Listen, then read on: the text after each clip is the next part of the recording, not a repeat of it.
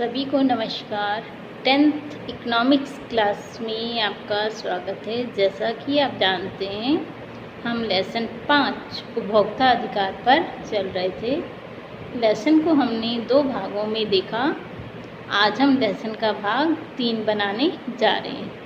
तो आइए सबसे पहले देखते हैं कि हमने अब तक लेसन में क्या पढ़ा।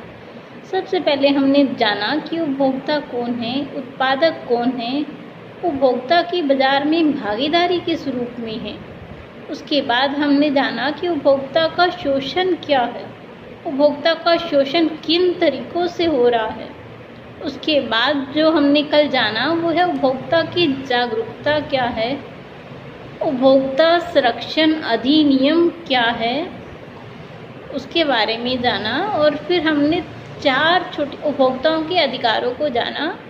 उसके बाद हमने 4 छोटी छोटी कहानियों के माध्यम से जाना कि यदि उपभोक्ता का शोषण हो रहा है तो उस शोषण को कैसे रोक सकते हैं। इन कहानियों में हमने देखा कि कैसे उन्होंने आरटीआई का प्रयोग कर अपने हक में जो उत्पादक थे उनसे मुआवजा लिया।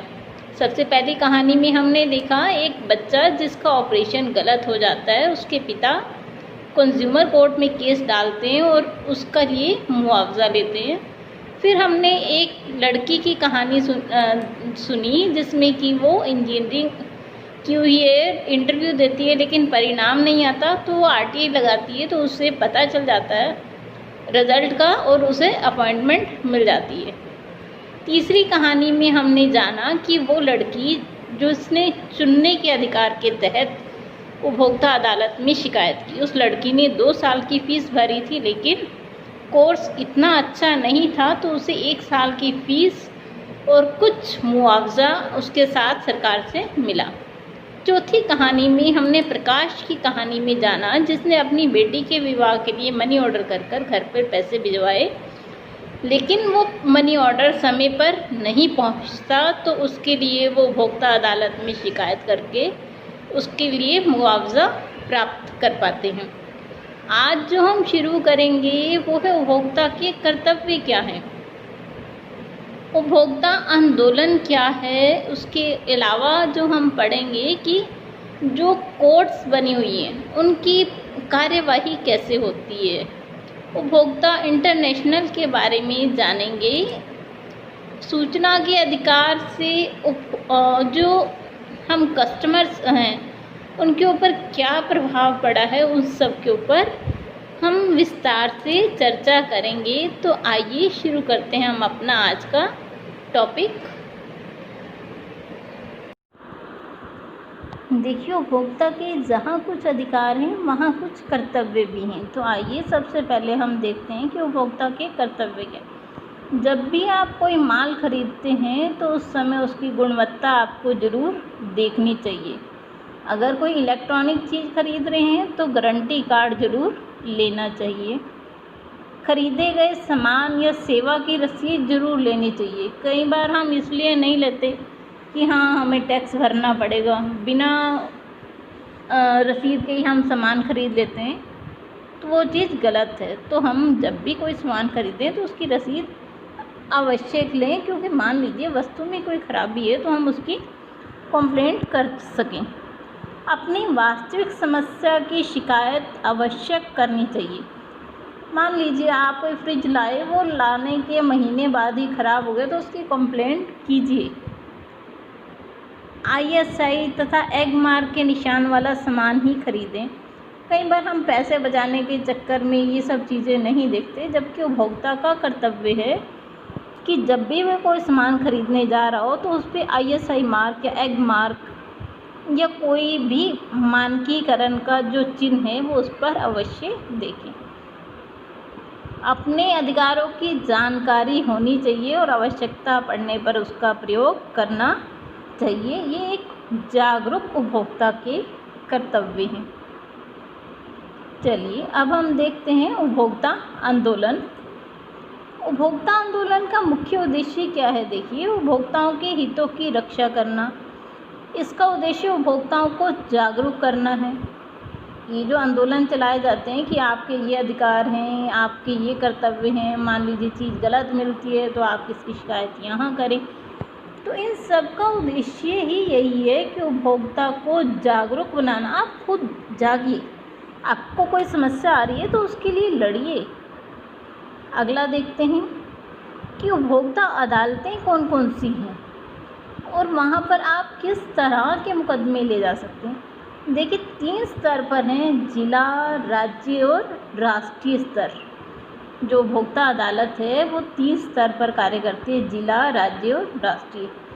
जो जिला स्तर है वहाँ पर आप 20 लाख तक के दावे ले जा सकते हैं। आपकी कोई चीज़ है जिसको आपको लगता है कि 20 लाख तक मुआवजा मिलना चाहिए, या 20 लाख तक की कोई वस्तु थी तो उसका आप वहाँ पर ले जा सकते हैं। 20 लाख से लेकर 1 करोड़ तक का मामला आप राज्य अदालतों में ले सकते हैं, और 1 करोड़ से ऊपर के जितने भी आपके दावेदारी के मुकदमे वो राष्ट्रीय स्तर की अदालत में ले जा सकते हैं।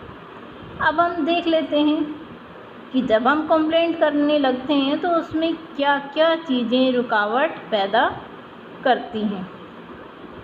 देखिए सबसे पहली जो दिक्कत आती है, इसमें भी आपको स्लाइड में दिया गया है, गेट योर कंप्लेंट ड्राफ्टेड। आपको अच्छे से लिखनी आनी चाहिए अपनी शिकायत। अटैच रेलिवेंट डॉक्यूमेंट, उसके साथ उचित डॉक्यूमेंट लगाएं। तीसरा, पे रिक्विजिट कोर्ट फीस, जितनी कोर्ट की फ़ीस निर्धारित है उसे भरिए। सबमिट एंड एफिडेविट, एक एफिडेविट को सबमिट कीजिए। तो चलिए अब हम देखते हैं कि रुकावटें कौन सी आती हैं। ये तो उसका प्रोसीजर हो गया कि आपको अगर कंप्लेंट करनी है तो उसका प्रोसीजर क्या है। पहले अच्छे से लिखिए, उसके साथ डॉक्यूमेंट अटैच कीजिए, फ़ीस भरिए और एफिडेविट के साथ सबमिट कर दीजिए। आपकी कंप्लेंट शुरू हो जाएगी अदालत में प्रोसेस होनी। अब हम देखते हैं उपभोक्ता शिकायत निवारण की प्रक्रिया में समस्याएं क्या आती हैं। सबसे पहली, यह प्रक्रिया जटिल, खर्चीली और समय साध्य साबित हो रही है। मतलब आपको लंबा समय तक इंतज़ार करना पड़ सकता है, हो सकता है पैसा भी खर्च करना पड़े। कई बार उपभोक्ता को वकील का सहारा लेना पड़ता है। यह मुकदमे अदालती कार्रवाई में शामिल होने और आगे बढ़ने में काफ़ी समय ले लेते हैं। तीसरी समस्या क्या आती है कि जब हम ख़रीदारी करते हैं हम रसीद ही नहीं लेते।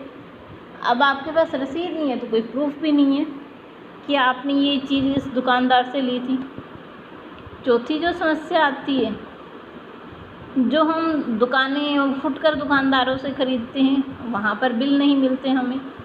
पांचवी जो समस्या आती है, श्रमिकों के हितों की रक्षा के लिए कानून लागू होने के बावजूद भी असंगठित क्षेत्र में जो मजदूर काम कर रहे हैं वो कमज़ोर हैं। उनके लिए कोई नियम और विनियम तो है ही नहीं। मान लीजिए कोई व्यक्ति छोटी सी दुकान पे काम कर रहा है, अब वो दुकान वाला उसे 8 बजे बुला रहा है, 9 बजे बुला रहा है, रात के 11 बजे तक रोक रहा है, तो उसकी वो शिकायत कर ही नहीं सकता, क्योंकि ये जो प्राइवेट फर्म्स हैं वो अपने कानून अपने आप बनाती हैं, अपने नियम।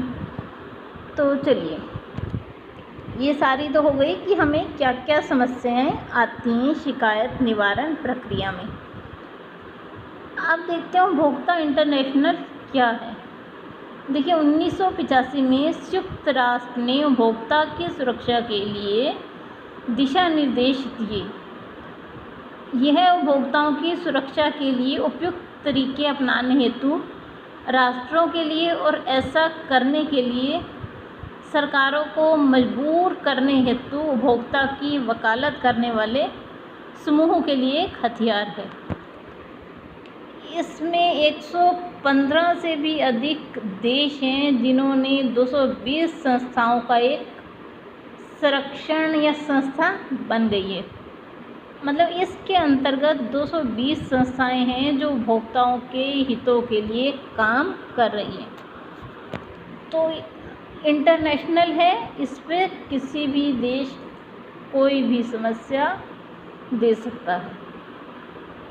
अगला हम देख लेते हैं शिकायत केंद्र। अब जो सूचना का अधिकार है उसने आपके जीवन पर क्या प्रभाव डाला। हमने सूचना के अधिकार के बारे में जाना ना जी, जो हमने कहानियाँ देखी उसमें देखा था ना। देखिए सूचना का अधिकार क्या है, पहले आप उसे समझ लीजिए। 2005 में एक कानून बनाया गया जिसके अंतर्गत कोई भी व्यक्ति किसी भी सरकारी विभाग से कोई सूचना लेना चाहे तो वो ले सकता है। उसके लिए आपको एक एप्लीकेशन लिखनी होती है। जिस भी विभाग से सूचना लेना चाहते हैं, मान लीजिए मुझे स्वास्थ्य विभाग से कोई सूचना लेनी है तो मैं ऊपर लिखूँगी सेवा में जन सूचना अधिकारी स्वास्थ्य विभाग, जहाँ भी आपका है, पंजाब, हरियाणा, केरल, जम्मू। फिर उसके बाद विषय लिखेंगे जिसके ऊपर भी आप सूचना लेना चाहते हैं कि आपके पास दवाइयों का कितना स्टॉक आया, आपने मरीजों को कितनी दवाई दी, उसके बारे में पूछेंगे और जितने का ड्राफ्ट चाहिए वो लगा के सूचना मंगवा सकते हैं। तो देखिए सूचना के अधिकार का उपभोक्ताओं पर क्या प्रभाव पड़ा है, अब उसके बारे में जानते हैं। जब उत्पादक वस्तु व सेवाओं को खरीदता है तो उत्पादक को वस्तु के बारे में पूरी सूचना देनी होती है, जैसे कि मूल्य, बेचने व बनाने की तारीख। अगर आप एक चिप्स का पैकेट भी लेते हैं तो उस पैकेट के ऊपर भी आपको लिखा हुआ दिख जाता है कि उसका MRP मैक्सिमम रिटेल प्राइस कितना है। उससे अधिक पैसे दुकानदार आपसे नहीं ले सकता। दूसरा, उसको कब बनाया गया है वो सारी डेट उस पर लिखी रहती है। वस्तु के ख़राब होने की तारीख क्या है उस पर लिखा होता है ना। अगर आप एक ब्रेड का पैकेट लाएं तो उस पर लिखा होता है टू बी यूज्ड बाय। मान लीजिए आज हम ला रहे हैं 3 तारीख को, तो उस पर लिखा होता है 7 या 8 से पहले से कंज्यूम कर लें। तो ये सूचनाएं देना अब अनिवार्य हो गया। तीसरी चीज़ क्या लिखी होती है, सूचना ना होने पर उपभोक्ता शिकायत कर सकता है, वस्तु बदल सकता है। अगर वस्तु खराब मिली है तो उसकी क्षतिपूर्ति ले सकता है। देखिए सूचना के अधिकार ने उपभोक्ताओं के लिए कितने सकारात्मक परिवर्तन किए हैं। अब वो जब भी कोई वस्तु खरीदता है तो उसके ऊपर पूरी जानकारी अंकित होती है। चाहे आप एक 5 रुपये का चिप्स का पैकेट ही ले रहे हैं, लेकिन उस पर ये सब चीज़ें अंकित होती हैं कि आपको इससे पहले पैकेट को कंज्यूम कर लेना है, इस डेट को बना हुआ है और इस चिप्स के में क्या क्या इंग्रेडिएंट्स उन्होंने यूज़ किए हैं वो सारी चीज़ें उस पर लिखी होती हैं। चलिए आगे चलते हैं टॉपिक में। देखिए कोपरा कानून किस तरह उपभोक्ताओं को सशक्त बनाता है। 1986 में ये कानून पास किया गया था। तो इसका मुख्य उद्देश्य क्या है, सबसे पहला उपभोक्ताओं में जागरूकता लाना। आप खुद जागरूक बनिए, जब तक आप जागरूक नहीं होंगे तो आपका कोई भी शोषण कर सकता है। तो जो सबसे पहली चीज़ है वो है जागरूकता लाना। दूसरी, उचित माप तोल सिखाना। आपको पता होना चाहिए अगर पैकेट पे इतना लिखा है तो उसके अंदर उतना होना चाहिए। आप तुलवा के देख सकते हैं उस चीज़ को। ISI मार्क को देखिए, कब वो चीज़ बनी, कब तक आप उसे यूज़ कर सकते हैं, वो सब चीज़ें चेक कीजिए। उसका MRP चेक कीजिए। तो उपभोक्ता सुरक्षा कानून जो बनाया गया, कोपरा जिसे हम कहते हैं, वो आपको इस तरह से जागरूक बनाता है। आगे देखते हैं कि भारत सरकार ने क्या क्या कदम उठाए हैं उपभोक्ताओं की सुरक्षा के लिए। सबसे पहला, उपभोक्ता संरक्षण अधिनियम 1986 बनाया जिसे हम कोपरा कहते हैं। दूसरा, सार्वजनिक वितरण प्रणाली लागू की गई है जिसे हम राशन की दुकानें कहते हैं। आपको वहाँ से सस्ता अनाज मिल सकता है और जो दुकान वाला है उसे बोर्ड पर अंकित करना होता है कि अनाज का ये रेट है और जो दालें हैं उसका रेट ये है, चीनी का रेट ये है, और उसे मेंशन करना होता है कि इतना स्टॉक उसके पास अवेलेबल है अभी। तो देखिए जो सबसे बढ़िया कदम उठाए गए हैं, सबसे पहला उपभोक्ता संरक्षण अधिनियम, दूसरा सार्वजनिक वितरण प्रणाली, तीसरा वस्तुओं का मानकीकरण, चौथा, सूचना का अधिकार आपको मिल गया। आप कहीं भी किसी भी डिपार्टमेंट से सूचना लेना चाहें तो उसे ले सकते हैं। त्रिस्तरीय उपभोक्ता अदालतें, जिनके बारे में अभी हमने जाना, जिला, राज्य और राष्ट्रीय स्तर की अदालतें, वो सब बनाई हैं। तो देखिए भारत सरकार ने कितने सशक्त प्रयास किए हैं कि उपभोक्ता का शोषण ना हो। लेकिन ये सभी चीज़ें तभी फ़ायदा कर सकती हैं जब हम खुद जागरूक होंगे। अगर हम जागरूक ही नहीं होंगे तो इन सब का कोई मायने ही नहीं कर सकता। अब देखते हैं एग्ज़ाम्पल। मान लीजिए मैं एक उपभोक्ता हूँ, मैं दवाई ख़रीदने जा रही हूँ, तो मुझे किन बातों को ध्यान देना है? सबसे पहली, दवाई बनाने की तारीख देखें कि कब बनी है, दवाई की एक्सपायरी डेट देखें कि कब ख़त्म होने वाली है, उसका न्यूनतम खुदरा मूल्य देखें, मतलब MRP देखें क्या दिया हुआ है।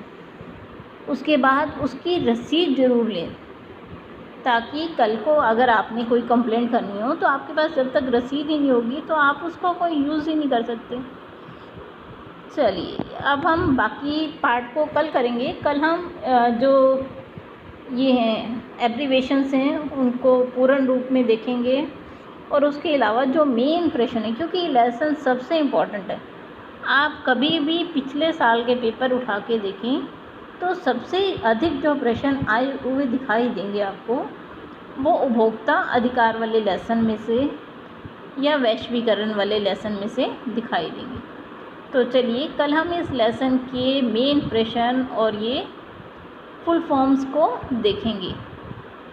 आप सभी का धन्यवाद बहुत बहुत मुझसे जुड़े रहने के लिए।